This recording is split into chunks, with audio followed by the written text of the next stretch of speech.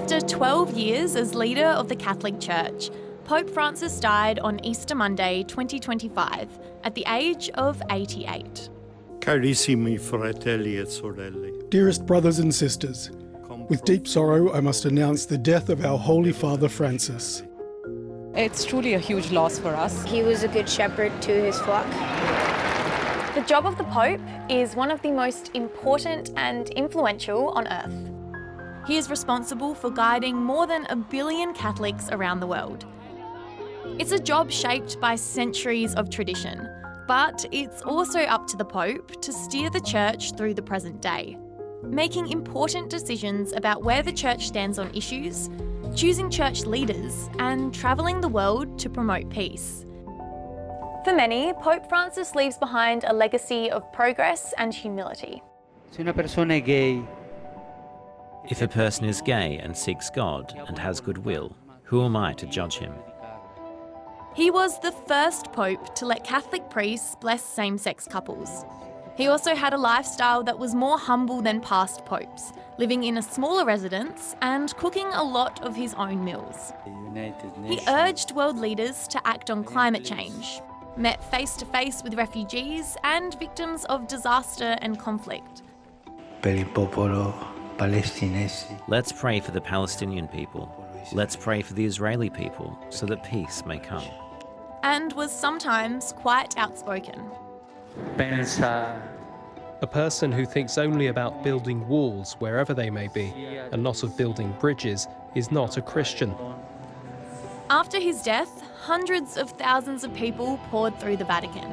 Walking in, it's such a surreal place, and it's very holy, and seeing the body and just remembering everything that he stood for is very important.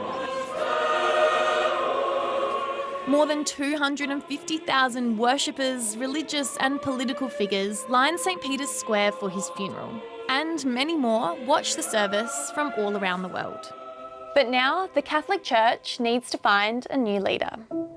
It will do this through something called the Conclave.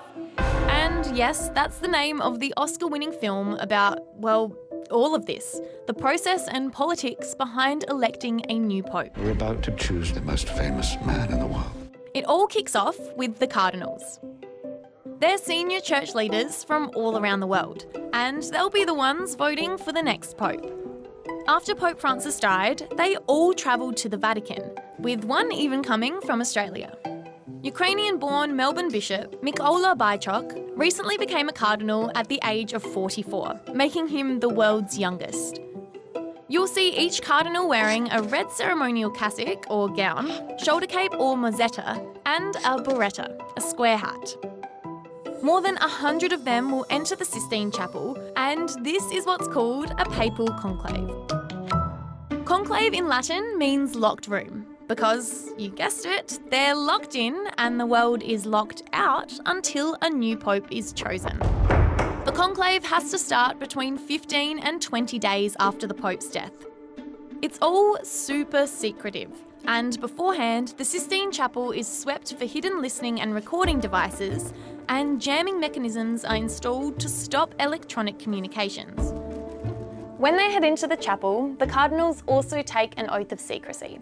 And they're not allowed to watch TV, listen to the radio, read a newspaper or look at their phones for as long as it takes to elect a new pope. And there are rules around voting. Only cardinals younger than 80 years old are eligible to vote or be voted for. While the new pope can technically be any male Catholic, it's nearly always someone in the room. Cardinals cannot vote for themselves, and although campaigning to be pope is forbidden, there's some acknowledgement that politics are at play throughout all of this. And to be successful, the new pope needs 2/3 of the vote.